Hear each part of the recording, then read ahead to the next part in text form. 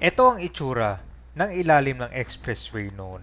Ginawang parkingan at yung mga poste dito umitim na lang dahil sa mga sinusunog na tanso. Noong pagkabalik ni Orme, agad itinuloy itong Plaza Azul na gagawing new public park for senior citizen and pet owners. Itong flagship ng Metro Manila's Green Green Green project na ang aim nito ay transform itong underutilized area through the creation ng green open areas, recreation and wellness facility and community spaces. Ito ay para makapag-provide ng space kung saan yung mga elderly ay makastay sila dito active at ito ay designed to be a community hub na nag-offer ng mga variety amenities to people of all ages. At ngayon, eto na, malaki na yung progress na ginagawang bagong senior citizen and pet park. Meron na ito mga grass lawn for activities, may park pavilion, children's playground, meron din itong outdoor fitness sa mga gustong mag-exercise dyan. Itong flooring naman niya, malambot, meron siyang jogging path, may senior citizen pavilion, at higit sa lahat, meron din basketballan dito, no? Maganda pala to. At may multi-purpose court, a kiosk area, and community events. At higit sa lahat, libre ito. So ito na yung update natin.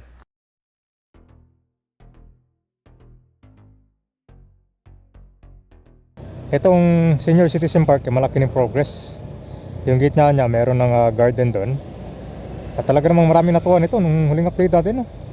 Ngayon, tingnan natin yung progress ngayon. At may mga positive feedbacks, may mga positive comments, at meron naman mga negative dahil mapupuno daw ng mga alikabok itong senior park. Malabo naman yung kabayan kasi ito pinag-aralan talaga ito bago simulan na yung project. Kasi dati talaga pag dumaan ka dyan, illegal parking, sunog-sunog din yung mga poste, literal na ginawang dugyot ba. Ito na yung ilalim, oh.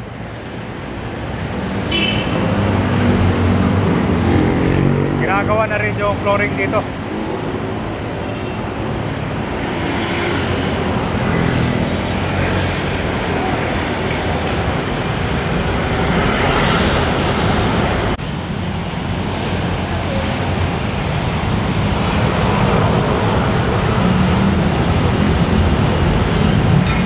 So yung flooring niya guys, tinaasa ng mahigit pa ito, mga more than 12 feet, no? Ito. Tapos meron ng pintura, oh, yung kanya poste dito. Ito yung sa ilalim ng footbridge. So dito lalagyan din ng kanya dito, bakod.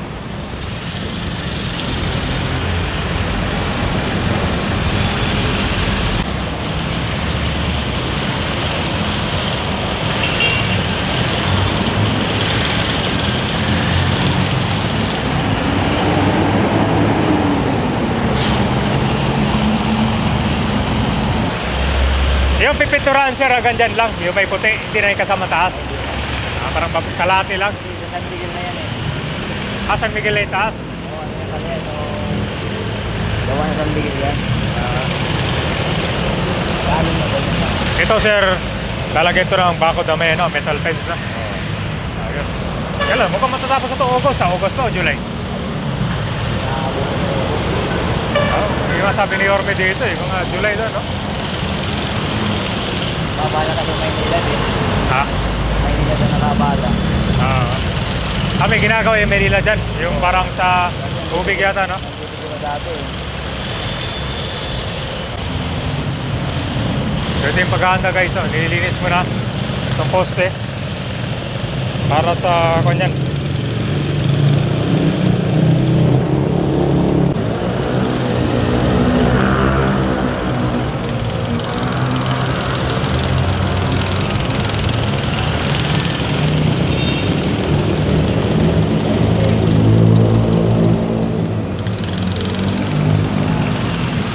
So yung project na ginagawa dito guys, ito lang. Yung sa kabila hindi kasama. Tama sir, hindi kasama yung kabila sir, no? Yung kabila hindi nakasama yun? Ay, ibang project ka dyan. Parang may barracks to. So hanggang dito lang pala sa inyo. Kita mo kasi kabay, mayroong bago dyan, no? Pero ang kuha nila, pinoconstruct dito lang. Kantong gitna lang ng kanto.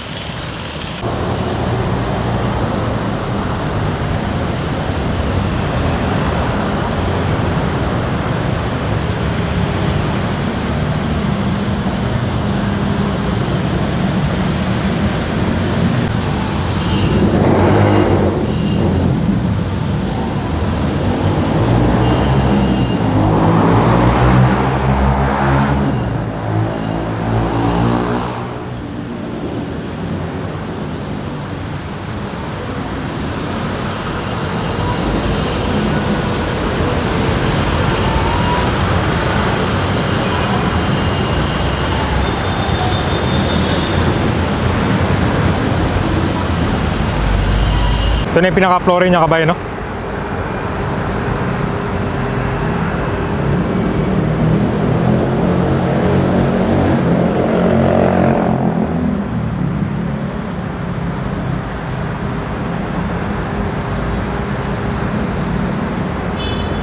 Ano? Blue, tapos meron na siyang bakod. Ganda, oh. Marami siyang mga bamboo trees.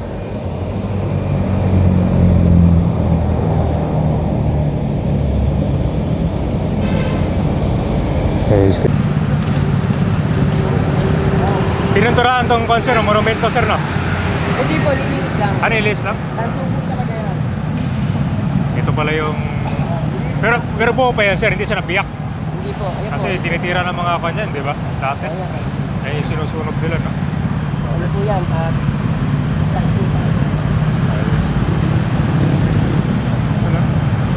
Ito sir, parang kapehan yan.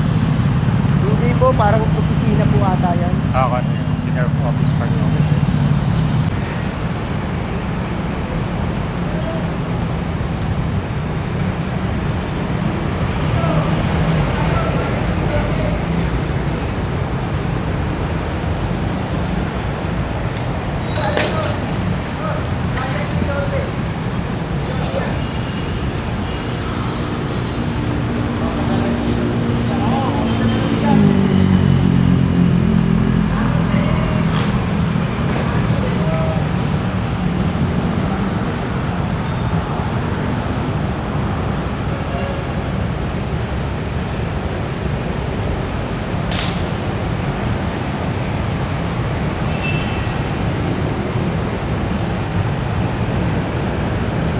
Ganda pala, no? Dami. Yung mga poste na sinusunog nila dati dito, pinturado, no? Grabe, ganda. Sa mga kan kabay, lalagyan ng kan dito sir, bamboo trees, no? Dito sa gilid. Ito po, wala. Kasi ito po ang harapan. Yan. Doon lang po ang mga pampulis na kapatid. Ah, ito sir, yan, no? Yan, okay, okay.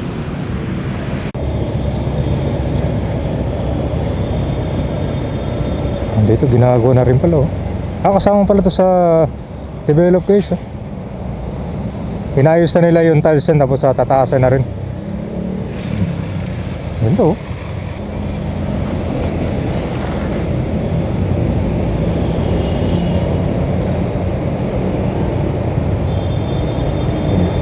So kasama pa pala to yung ilalim. Yun, oh. Binuksan na nila. Okay, so nandito na tayo. Ito yung papuntang Beata Bridge. So yan po yung ginawang bagong senior citizen and pet park. Yan. So hopefully makasama din dito. Tingnan mo yung ginawa dyan sa tulay, oh. Ginugyot, oh. Napuno na mga basura. Ito pwede pang masama to sa develop guys. Dito naman sa ilalim, oh. Kasi kanda guys, intersection. Dito na yung mga motorista na galing dito sa may Quirino Avenue. Papuntang ko naman to sa Santa Mesa, Manila. Ito guys, oh. Ang ganda na ng Beata Bridge, oh. Hindi na nila makahoy itong mga railings. Dugyot no more. So kasama dito sa mga flarings, yung mga flarings guys, kita mo yung yellow nyo, no? para guide yan para sa mga motorista at para hindi man disgrasya dito. Ilaw na lang kulang dito para mas safe, no? Kasi medyo makulilim dito yung ilaw kasi na meron dito, galing na dyan sa Skyway, medyo kansa kulang. Nagsisimula na rin ang construction dito ng North-South Commuter Railway Project kung saan gagawing elevated na tong daanan ng train. So itong tulay mukhang mariretain siya, no? Gagawa lang siguro ng bagong poste dyan para sa train na magiging elevated na kasi itong tulay nirepair siya eh. Kala ko nga gigibahin din to, pero mukhang dito lang din siguro gagawin nila yung existing na poste para sa North-South Commuter Railway Project.